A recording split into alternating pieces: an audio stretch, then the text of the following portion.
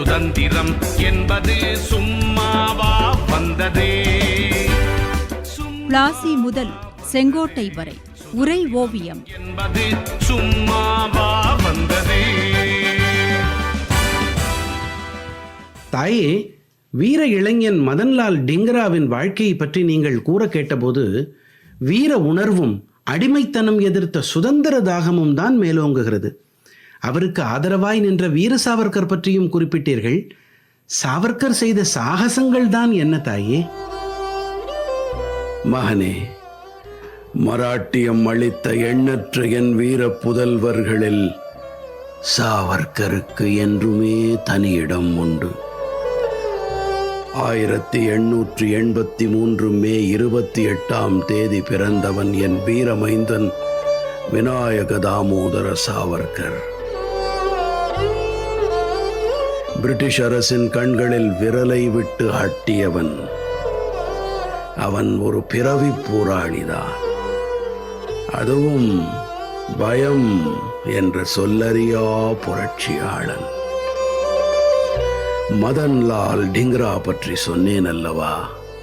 லண்டனில் கர்சன் வில்லியை சுட்டுக் கொன்ற அந்த சம்பவத்துக்கு பின் நாசிக் கலெக்டர் ஜாக்சனை ஆனந்த் லக்ஷ்மண் கன்னாரே என்ற இளைஞன் சுட்டுக் கொன்றான். மார்லி மின்டோ சீர்திருத்தங்களின் விளைவால் வகுப்புவாதம் மேலும் தீவிரமானது. அப்போது சில எதிர்ப்பு நடவடிக்கைகளை புரட்சியாளர்கள் மேற்கொண்டார்கள்.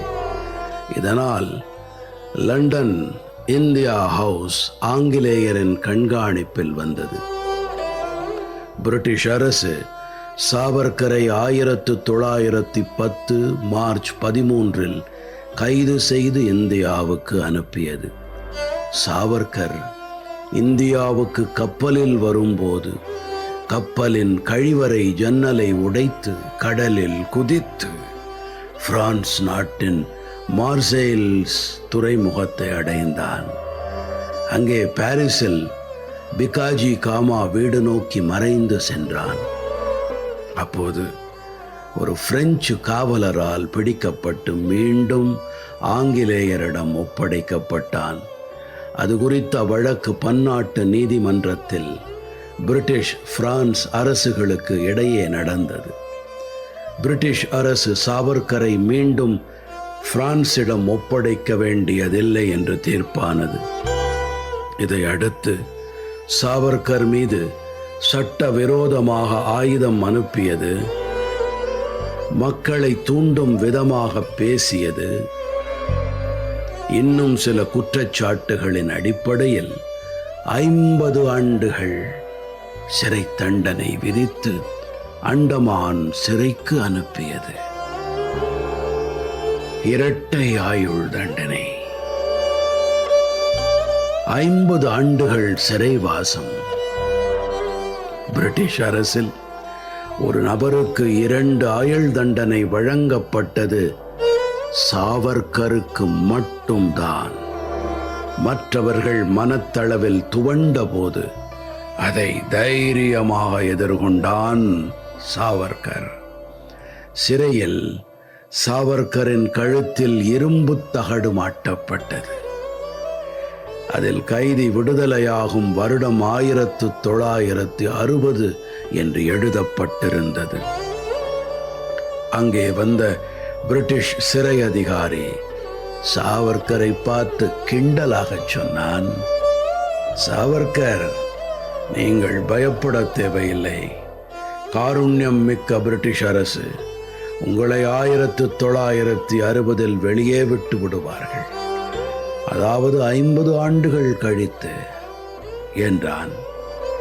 பிரிட்டிஷ் அரசை விட காருண்யம் மிக்கது சாவு. அது அதற்கு முன்பே என்னை வெளியே விட்டு விடலாம் அல்லவா?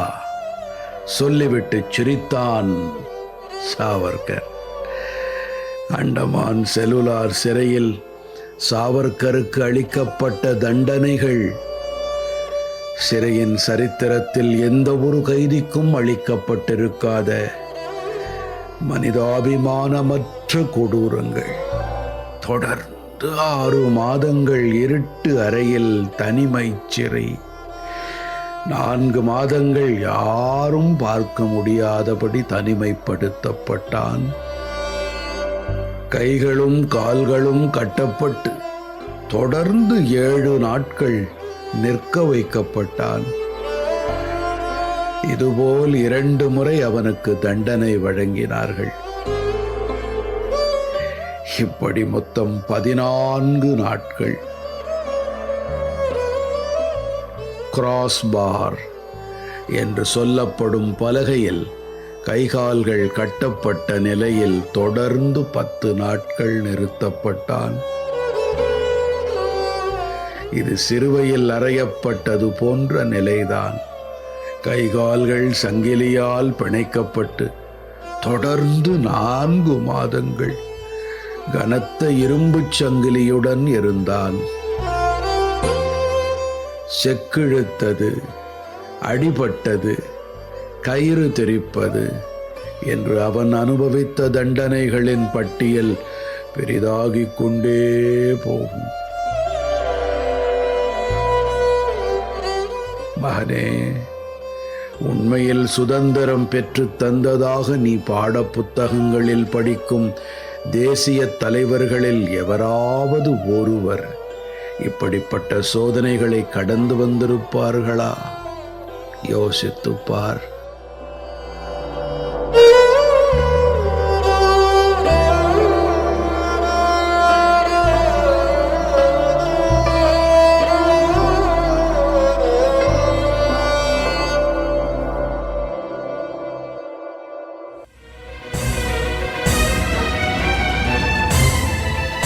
பிளாசி முதல் செங்கோட்டை வரை உரை ஓவியம் கேட்டீர்கள்.